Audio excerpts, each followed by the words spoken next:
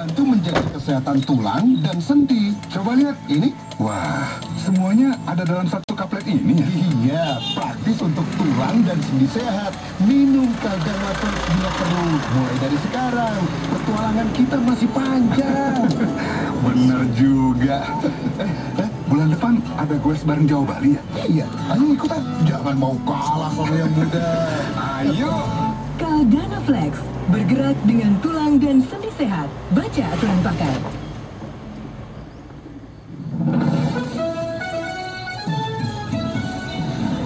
El Sintai News and Talk edisi pagi dipersembahkan oleh La Segar. Kini hadir La Segar Kaleng 238 ml Special Edition Doraemon di Alfamart dan Alfamidi seluruh Indonesia. Minum La Segar, langsung segar.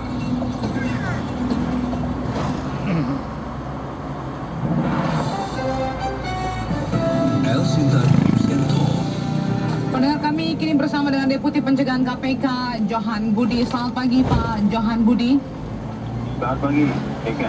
Ya Pak Johan, Presiden semalam memberikan pernyataan dan membentuk tim informal 7 orang begitu ya. Bagaimana tanggapan KPK terhadap pernyataan Presiden dan juga pembentukan tim informal tersebut? Ya, terima kasih. Selamat pagi dengan Elvita. Semalam saya mengikuti dengan cermat apa yang disampaikan oleh Bapak Presiden terkait dengan yang saling mengeluh antara Polri versus KPK. Ya. Jadi yang disampaikan sebenarnya tidak ada yang baru ya dari konferensi pers yang disampaikan oleh Pak Presiden dalam kaitan menanggapi kemelut yang muncul dari Polri dan KPK. Ada 3 poin yang saya lihat. Yang pertama, diulang-ulang terus oleh Pak Presiden, yaitu mengenai jangan ada kriminalisasi. Persis ada 3 kali pengulangan ya Pak ya soal itu ya? Sampai 3 kali ditekankan itu. Artinya apa? Artinya dari frame pemikiran Pak Jokowi, Pak Presiden, itu telah terjadi kriminalisasi seolah-olah begitu. Yang kedua, yang juga menarik untuk dicermati, jangan ada intervensi, gitu kan? Oleh siapapun dia bilang.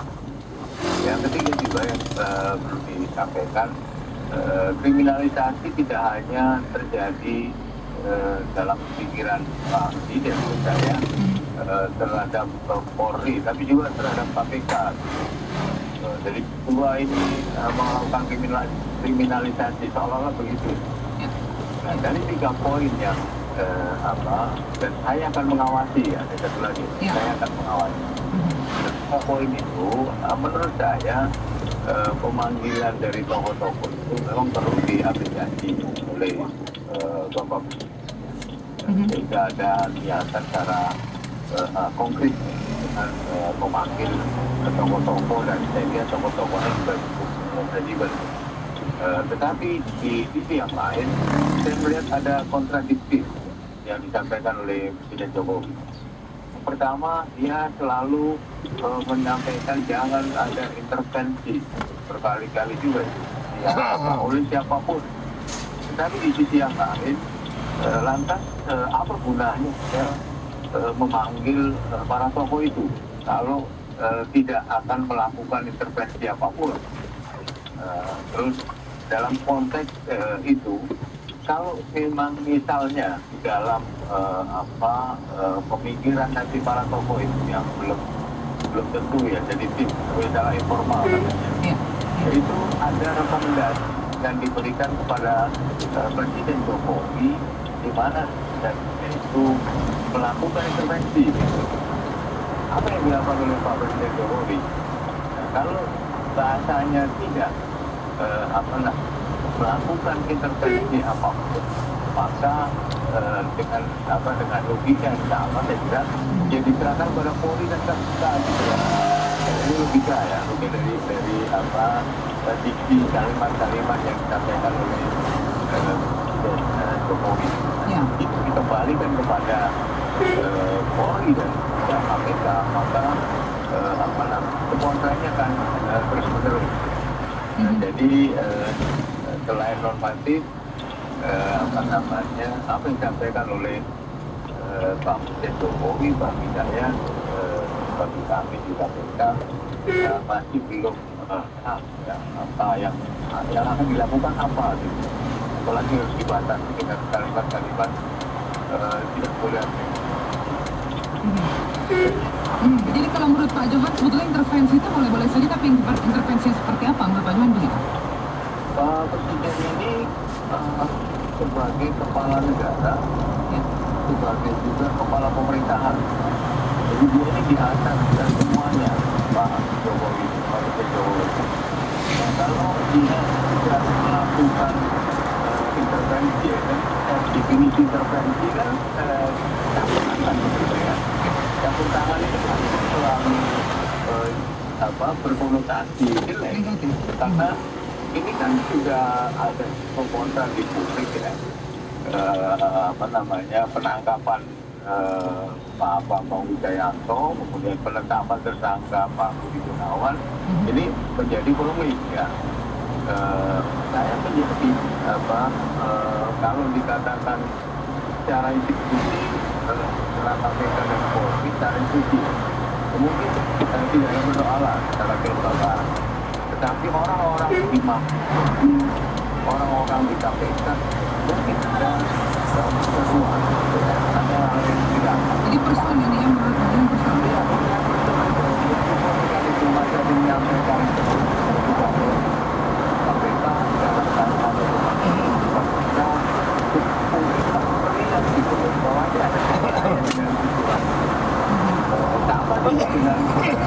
saya lihat di KPK penetapan tersangka Budi Gunawan tidak ada kaitan dengan Polri, tapi kan tidak bisa dilihat seperti itu. Jadi bukan KPK versus Polri yang tapi orang-orang di Mabes Polri, orang-orang di KPK lah yang kemudian punya apa namanya perseruan untuk takut. Iya. Dan kemudian di publik ditangkap sebagai lembaga ya, KPK versus Polri. Karena melekat ya Pak ya, karena melekat itu sebetulnya institusi itu dengan persoalan itu. Bagaimana itu kalau kata lagi Pak Budi Gunawan diusulkan menjadi Kapolri kan, Pak Bambang Wijayanto adalah pimpinan KPK. Tadi saya dengar juga wawancara dengan Roni Topi ya, ditangkap, ada hanya ditangkap di Polri. Dan itu kalau saya ya, kita hormati lah, baik yang dilakukan oleh Polri maupun oleh KPK. Itu tidak berkecuali, karena ini kan merupakan hukum. Polri memang punya kewenangan. Jelas saja perkara konteks tidak usah juga mau pakai dalil-dalil semua laporan masyarakat. Itu ada berapa ribu laporan masyarakat di Mabes Polri. Apakah langsung orang lapor kemudian 3 hari kemudian orang itu ditangkap misalnya. Yang dikomplain oleh KPK kemarin itu kan bukan soal penetapan tersangkanya, tetapi cara penangkapannya itu yang menurut kami kurang pas. Jadi apa atau pertanganan itu bisa dipakai di luar itu jelas kok. Ada pemanggilan sekali kalau orang ini bisa dipanggil 2 kali kalau 2 kali kan tidak dipakai surat pembawa. Ini ada pengaduan lapor tanggal 15 atau 19 Tanggal 15 Pak ya, tanggal 15 Januari itu keterangan pers. Tanggal 15 dilaporkan, kemudian belum ada tiba-tiba sehingga persepsi publik kan pasti mengkait-kaitkan itu kita tidak bisa membentuk persepsi publik dan apa namanya masyarakat kan sekarang bukan tidak apalagi tidak tidak share dari informasi-informasi yang apa namanya yang benar gitu. Dan media yang begitu terbuka sekarang kemudian menyebarkan informasi-informasi kepada publik sehingga publik tahu apa sebenarnya yang terjadi. Jadi posisinya begitu. Baik, Pak Johan, saya memahami juga bahwa Bapak saat ini sibuk sekali dan jam 7 nanti akan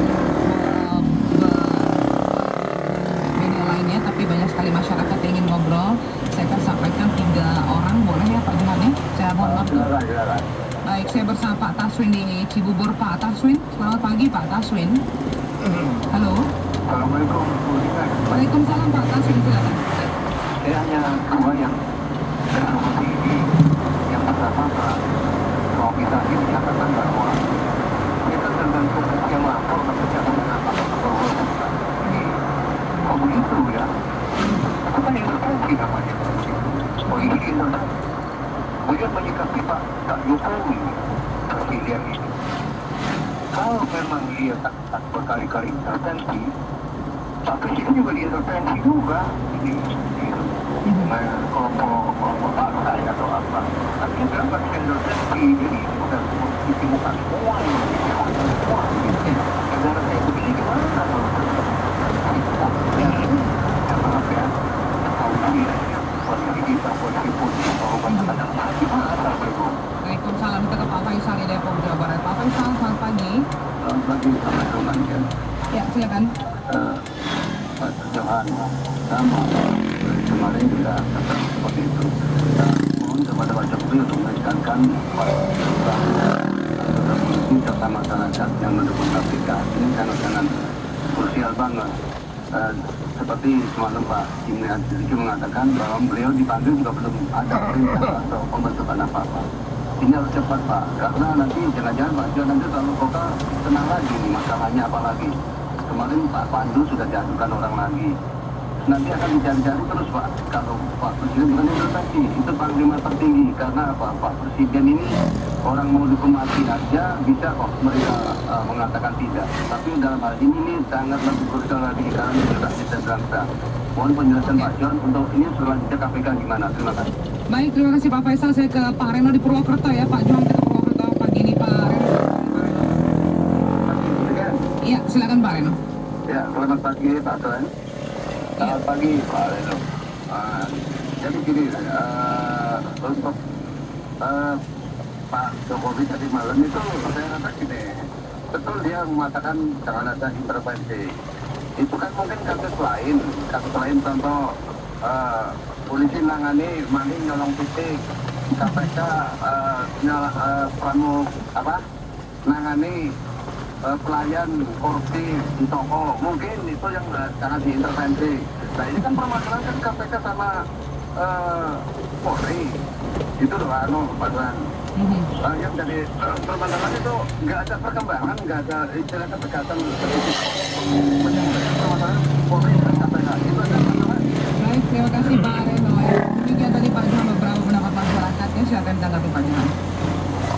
Iya, ini sebenarnya beberapa kali dengan KPK bertemu dengan Wakapolri terkait dengan situasi apa yang sebelumnya juga menurut saya hubungan Polri dengan KPK nah institusi itu baik-baik saja. Jadi berubah drastis setelah ada pengumuman ya yang disampaikan oleh Ketua KPK dan Pak Wiranto. Nah ini saya bicara belak-belakan saja lah bahwa ini kemudian kepada saya dan disampaikan oleh Pak yang ada di Cibubur ya itu resiko jadi KPK gitu ya. Saya kira akan melindungi partai yang benar. Jadi apa yang disampaikan